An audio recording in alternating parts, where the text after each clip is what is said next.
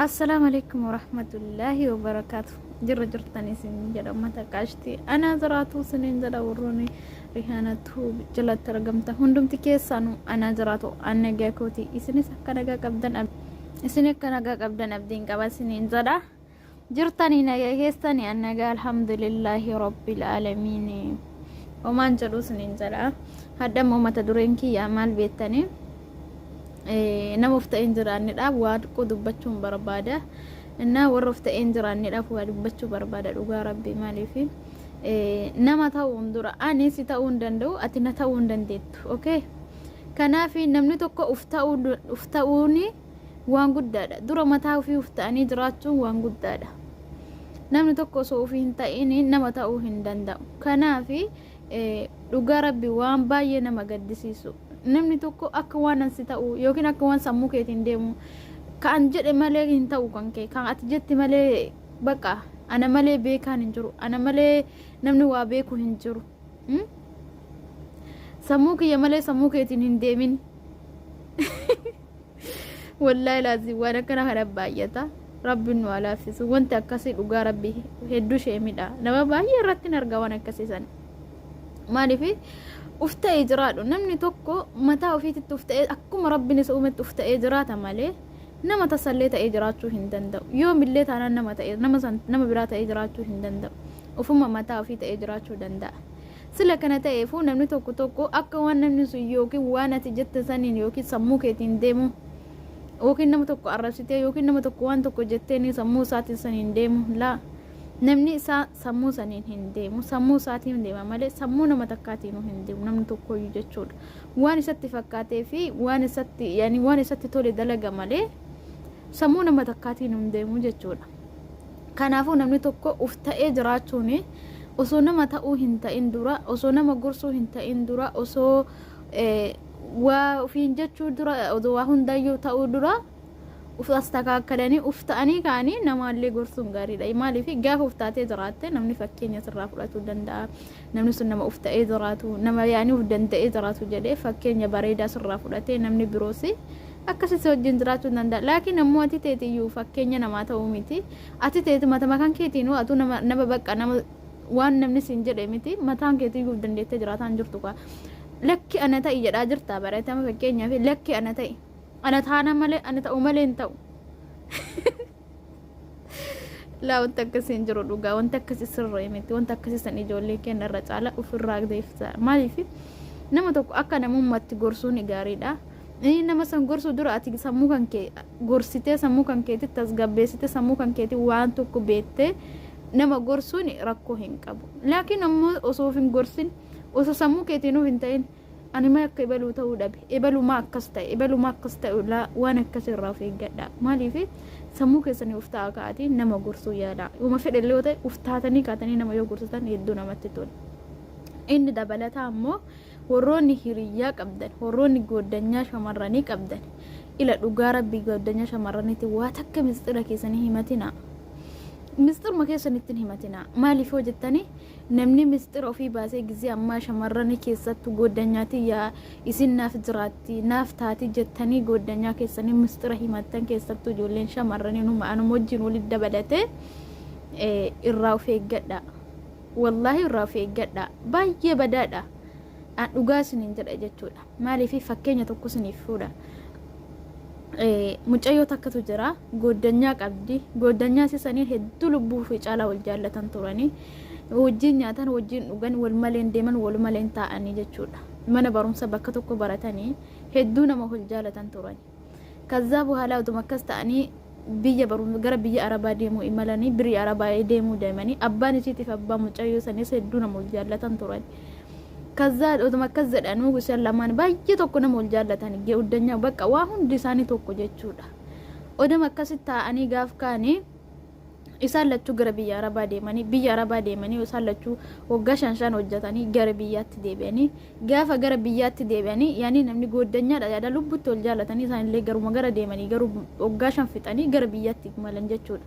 erga gaafa biyyaatti imalanii jaalallee waan qabanii isinis jaalallee sitti himti innis jaalallee isaa itti himaa jechuudha isinis sitti himti yaani bakka mistirra isaanii tokko jechuudha hanga kana hunda hoggaa meeqa urmi isaanii xiqqeen irraa waliin guddatanii jechuudha oduma akkas ta'anu gaafa biyya galanii jaalalleen isin tuni jarri lachuu goddanyaadha. Jaalallee isii kanaanii kootu wal arginaa jedhanii wal waamanii walumaan goddanyaa fi akkuma nama tokko wal maarmanii wal qaxaranii wal arganii wajjin nyaatanii wal dhuganii bakka yaani akkasi goddanyaa turan. Goddanyaan isin lammaffaatuun ammoo maal gootas ni fakkaate jala garagaltee silkii isaa akkuma nama kamittuu yaani goddanyaadha waan ta'eef itti haasofti rakkoon qabu silkii isaa jala garagaltee irraa fudhattee maal jettiin isin fakkaate inni sin jaalatu isin sin jaalatu sin xiqqoodha isin nama sii ta'uu miti anatu sii ta'a ana malee isin sin taatu jetteeni isii dhoositee jechuudha mistira kana hunda isii dhoositee jala garagaltee irratti jaalattee jechuudha. Ka isin duraan jaalatan isin leen qabdi garuu isarratti akka isin inni sanaan maluuf ta'a anaan mala malee isin hin malu jechuudha irraa kan ka'e jala garagaltee isa san jaalattee jechuudha. Erga isa san jaalattee booda wal dhabanii wal dhabbiin dhufee isaan lamaan illee mistira wal dhufachuu jammaranii kaza isin illee biyya haftee lammataaf isee ammoo gara biyya biraatti Ibraahim altee jechuudha tan jaalatamte tuni isa sanii wal lollaan kalas biyya keessan taa'u jettee gara biyya biraatti ammallee biyya Arabaatti deebitee jechuudha. Gaafa isin biyya Arabaatti deebitu jaalalleen isii ka duraaniin isii dhiise kuni itti dawwalee isin jaalallee tiyati jettu santu anaasii addaan baasee akkanatti isii wajjin mana akkana manni isaan kiraa keessa taa'anii mana isaanii ofiitiin qabanii manni isin keessa jiraatu mana akkana wanti isin itti dagartu wanta akkana wanta isin nyaattu wanta isin dhudhu bakka isin bultu waa isin jaattu hunda yoona sobe inki jibda isii addanu baasuu fi jettee isin kana hunda mistira quban qabdu beeka akkanuma wadhabamaniitu madhiisan malee waa'ee kanarraa isin waan beektu hin qabdu. Achiin booda akkasumatti teessan taa'anii achiin booda taa'anii isillee gara biyya alaatti himte itti himee inki jibda jennaani milikkata mana isaanii waan hunda mana isaanii anatu sitti hima jedhee natti himi jennaan waa hunda zirzir godhee itti hime jechuudha.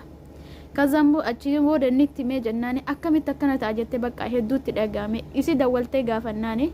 lakkee ani akkas hin goone jettee waakkattee jechuudha. Gaaf kan ta'u waakkattee isin bakka akkamitti wanta akkanaa ta'a. Wanta akkana akkamitti nama mudate akkamitti shamarran goddanyaan nama waan akkana namarratti hojjetti kan jetturraa hedduu takkatti dhagahame shamarran haga fedhanillee wal jaalatan haga fedhanillee lubbuu fi walii kennanii wal jaalatanii dhugaa rabbi ani garuu goddanyaan waa akkana hojjete dheellee yaadeen beeku waan akkana dhugaa rabbi nas qunnamee hin beeku garuu namaan goddanyaa ofii kiyya qunname nama gaddisiisa jechuudha. Kanaaf yoo jaarsa keessan illee qabaatanii itti himatina waa takka itti himatina maaliif isin irraa fudhatti dhugaa rabbi shamarran gizee ammaa kana jechuudha namarraa fudhatti siluma jaarsa yoo qabaatte sirraa fudhatan gizee kana keessa